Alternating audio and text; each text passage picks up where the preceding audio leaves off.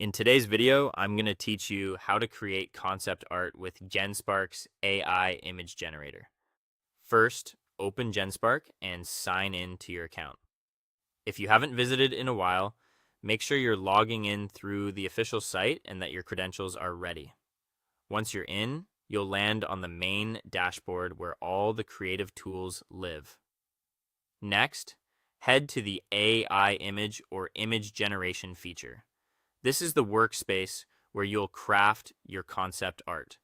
It's designed to be straightforward so you can focus on your idea rather than the interface. Now enter a prompt describing the concept art you want to create. Think of the prompt as your creative brief. Be clear about the subject and action.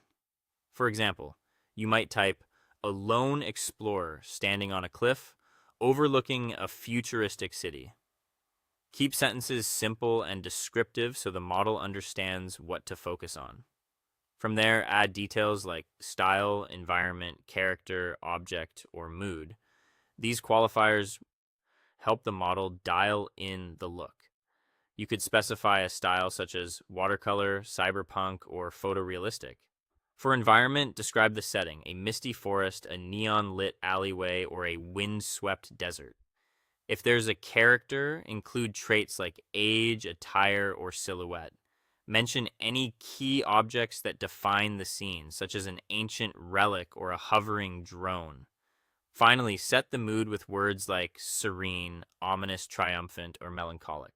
An example might be cinematic, wide-angle view, soft rim lighting, high detail, dramatic clouds, moody, and atmospheric. Let GenSpark generate concept art options for you. This usually produces several variations, each interpreting your prompt in a slightly different way.